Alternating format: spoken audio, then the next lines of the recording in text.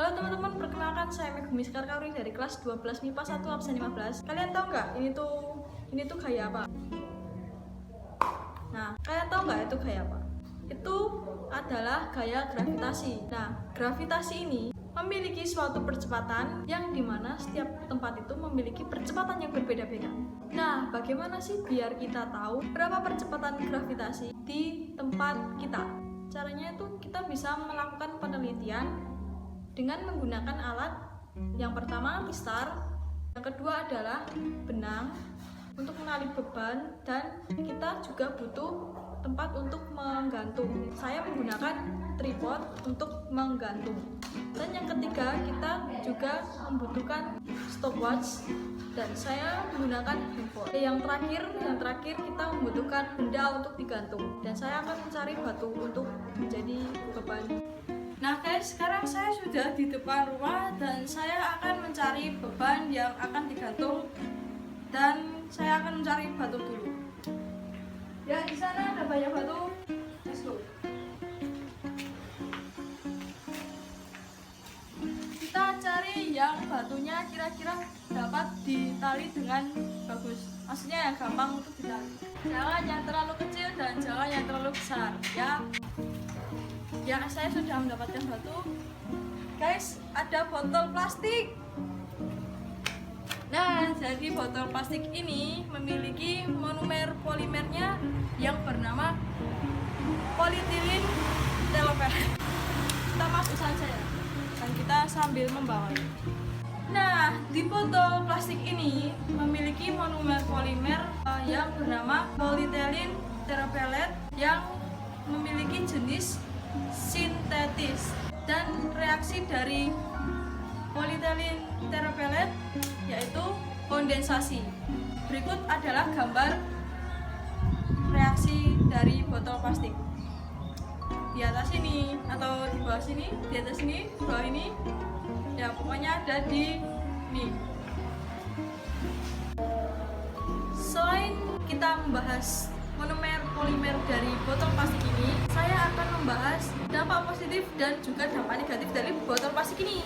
Dampak positifnya, ini bisa buat wadah minum, buat pot bunga, bisa ini dipotong jadi pot bunga, bisa buat wadah makan burung juga bisa, ini dipotong kecil gini bisa. Dan dampak negatif dari botol plastik ini sangat berbahaya bagi ekosistem. Ini kan botol plastiknya ini kan sangat sulit didaur ulang dikarenakan bahannya adalah plastik. Dapat mengakibatkan selokan tersumbat, dapat mengakibatkan banjir. Nah, dampak negatifnya seperti itu. Dan ini juga kalau tidak diremes gini, ini dapat digunakan lagi oleh orang-orang licik yang memanfaatkan kesempatan, walaupun kesempatan itu tuh buruk ya teman-teman. Jadi kita harus waspada. Seperti itu dampak positif dan negatif dari botol plastik. Nah, kan kita udah dapat plastik ini ya, kok malah kita membahas kimia itu ya. Kita lanjut saja untuk menghitung periode dan gravitasi. Nah, langsung saja, kita sudah dapat batunya juga. Let's go. Nah, sekarang saya sudah sampai dalam rumah lagi. Saya sudah kembali ke dalam rumah dan saya sudah mendapatkan batu. Nah, kita lanjut saja melakukan penelitian. Yang langkah pertama, kita tali dulu beban.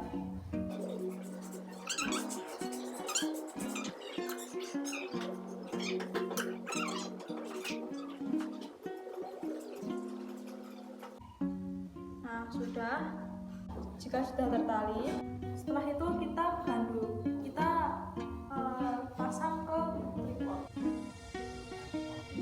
dengan panjang, saya ingin panjang 32 cm.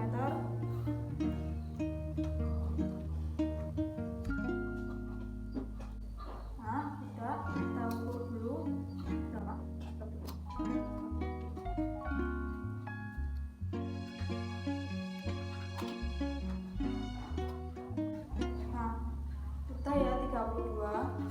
Lalu kita siapkan stopwatch, lalu kita ayunkan dari depan ke belakang sampai 10 gelombang. Setelah itu kita matikan stopwatchnya dengan ayunan dari sudut 35 derajat.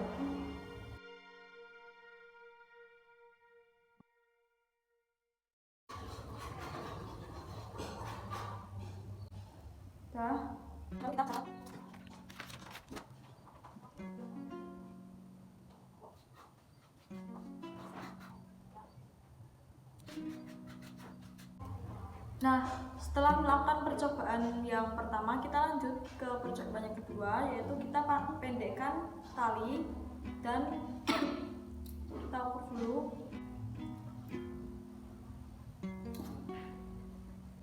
Saya mau panjang tali 23 cm. Lanjut kita ukur. Ya, ini udah 23 cm ya, teman-teman. Kita siapkan stopwatch.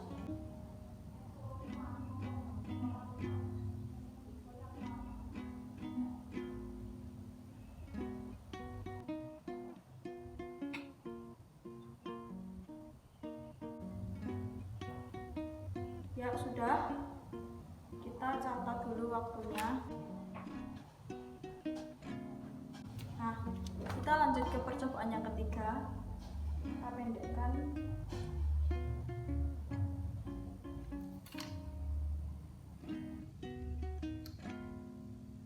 menjadi 16 cm.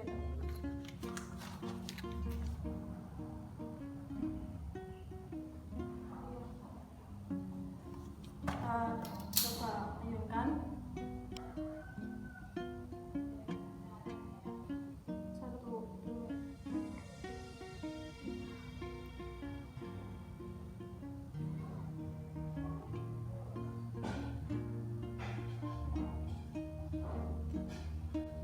Ya, kita catat waktunya.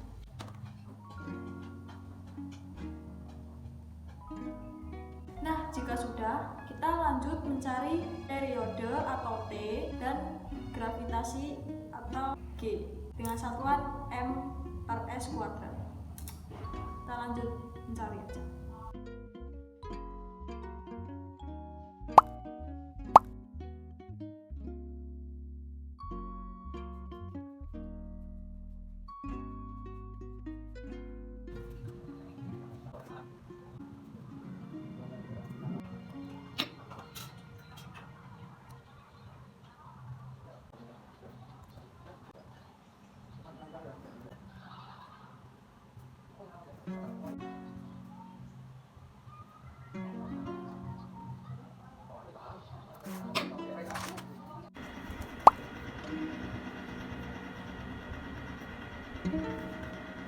Delapan tambah 87 lebih 7.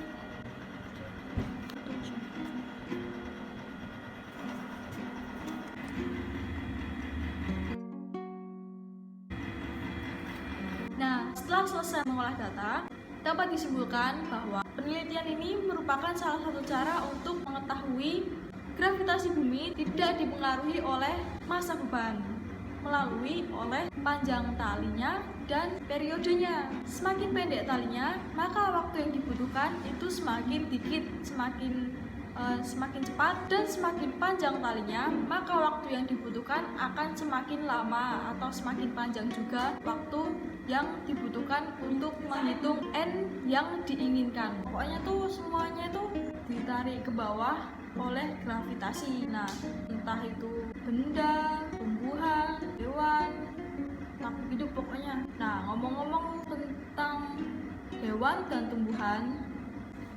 tumbuhan ini termasuk dalam makhluk hidup. Nah, makhluk hidup ini tersusun dari sistem organ, jaringan, dan yang terakhir adalah sel. Sebelum kita lanjut membahas struktur organel dari tumbuhan dan hewan, aku mau cari salah satu tanaman dan satu hewan untuk dijadikan contoh.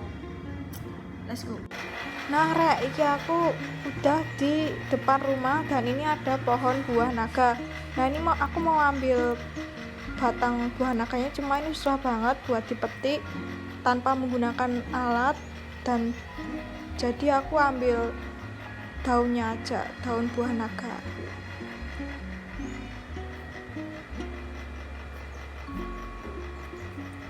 Nah, ini aku udah dapat daun buah naganya, kita lanjut. Lalu kita akan mencari hewannya. Nah, saya tuh mau mencari hewan cicak. Nah, kita cari cicak dulu ya. Let's go. Kita pakai sarung tangan biar gak kotor. Nah guys, kita mau cari cicak. Yuk kita cari cicak dulu.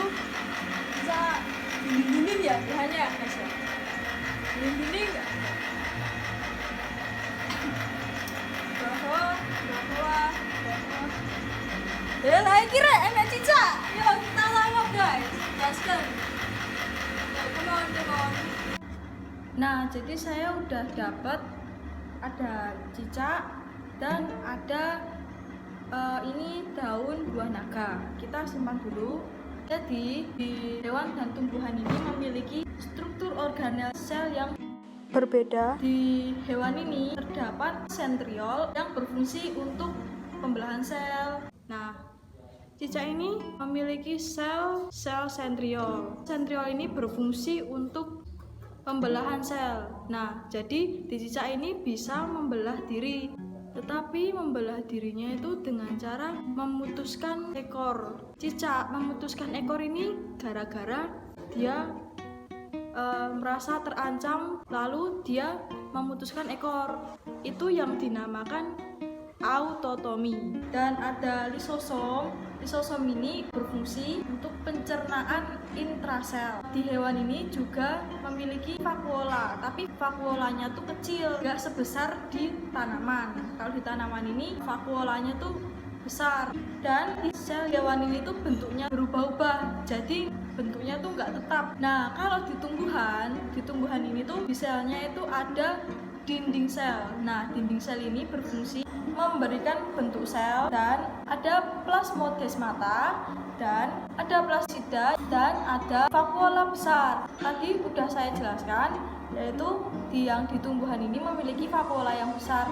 Vakuola itu berfungsi untuk fotosintesis atau menyimpan cadangan makanan. Di tumbuhan ini tuh besar dikarenakan tumbuhan kan sering melakukan fotosintesis ya. Kalau hewan kan nggak sering melakukan fotosintesis, cuma cadangan makanan aja. Kita lanjut.